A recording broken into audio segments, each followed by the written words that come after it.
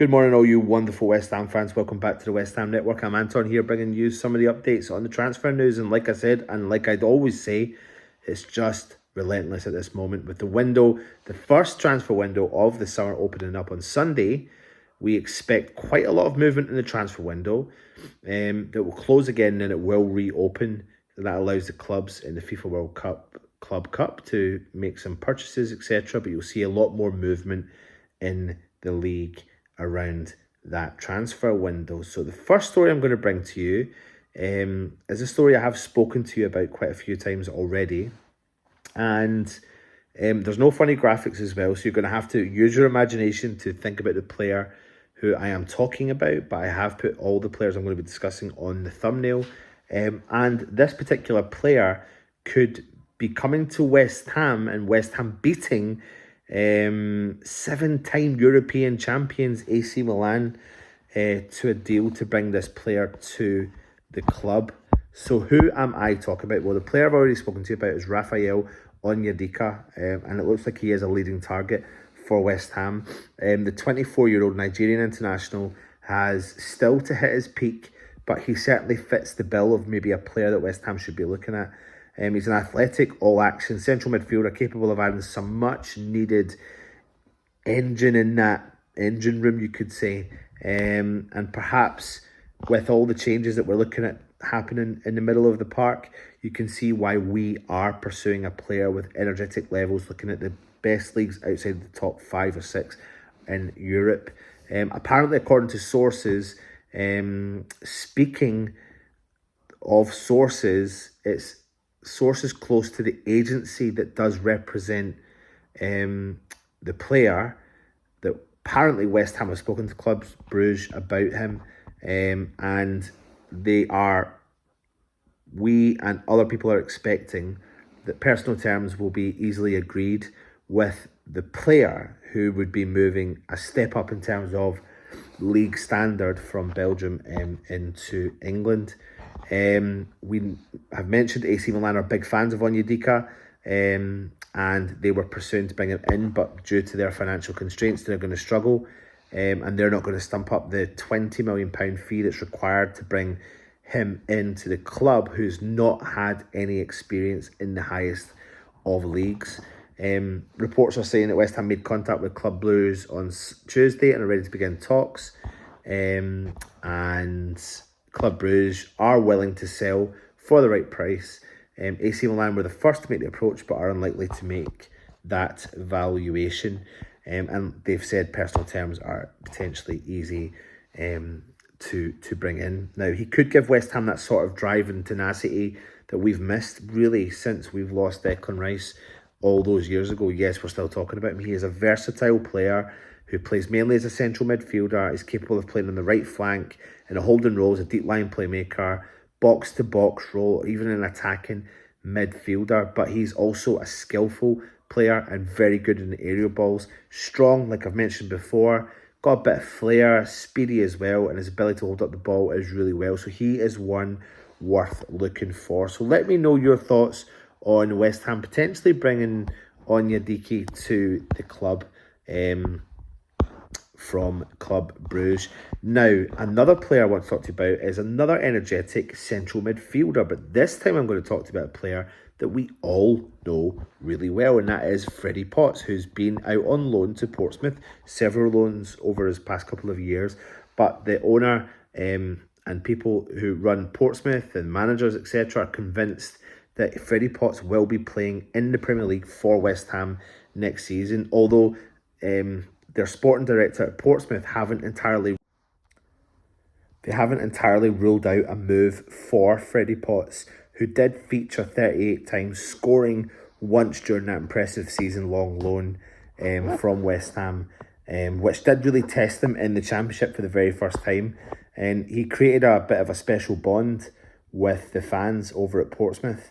But his rapid development did enforce West Ham really to move and secure his future back in March with a new long-term deal until 2029. So they obviously seen something about him.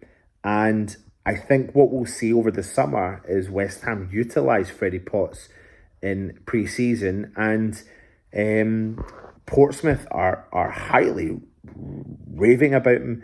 The sporting director went on and said, "I cannot say I'm remotely surprised that West Ham offered him a long-term contract, and I know they're really keen to get him back into the building to see how he does. Fred has been outstanding for us. We've been delighted with him. We have helped him, and he's definitely helped us. I think he's really enjoyed it as well, and it feels it has been a good place to play and keep developing. I don't know whether or not he'll come back to us, although I wouldn't be surprised to see Fred playing in the Premier League next year. If there were ways of doing it, we would love to. There'd be no renaissance on our part in our terms of bringing him back. It's just whether it's going to be likely for him in terms of West Ham's plans and thinking.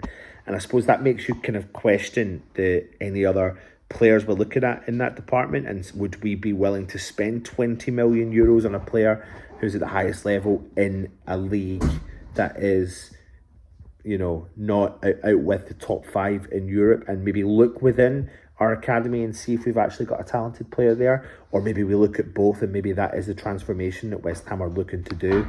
I don't know. It's a very, very interesting one. So what I'll say to you is, put your comments in the comment section. Let me know your thoughts on Freddie Potts, on Onyedika, as we get cracking on to the next story. And that is all about another young striker, but doesn't ply his trade in the Premier League, doesn't ply his trade in the Championship, but actually plies his trade in the League One of England, and that is Richard Kone, a player that several reports are suggesting West Ham are keeping a keen eye on.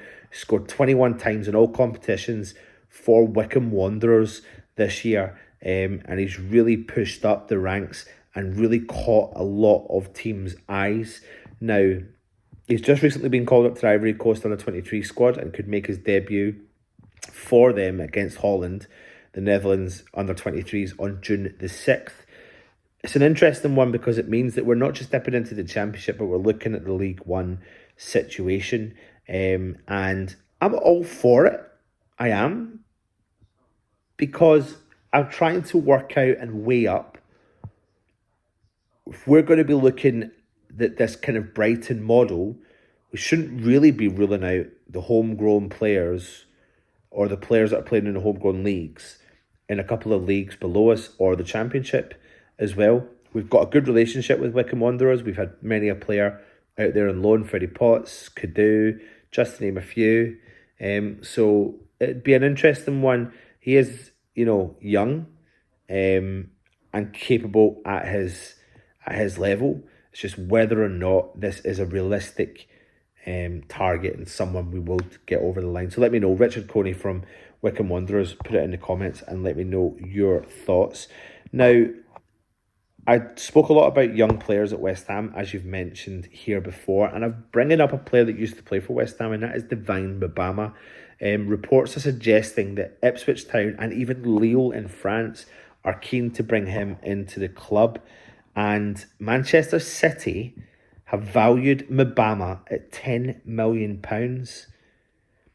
And this is just wild, absolutely wild to think that they can bring him in on a free transfer and sell him on for 10 million quid. And this is what exactly is wrong with West Ham's system. Don't know what it is. We just don't seem to. I don't know. I know it's Man City, and I know it's very tough to compare the likes of Man City and West Ham in terms of stature, in terms of the modern day, not in terms of stature of the club, because the fans, we know West Ham fans are phenomenal, etc., etc. But it's just an interesting one. I wanted to bring that to you. West Ham get rid. We got some compensation for him when he left because he was an academy player. He's gone to Manchester City. He's not really hitting the ground running. He has scored a goal, but never hit the ground running. And they're now looking at selling him for £10 million. Was that roughly, if you include the compensation, something like £8 or £9 million compensation? Increase in value from the asset that they've purchased.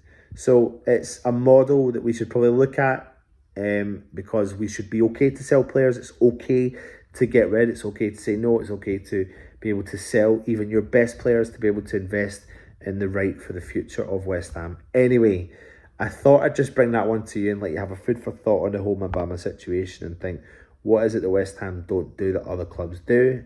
And why do we get it so wrong in that department? Hit the subscribe button, hit the thumbs up. Hope you've enjoyed it. Come on, you irons.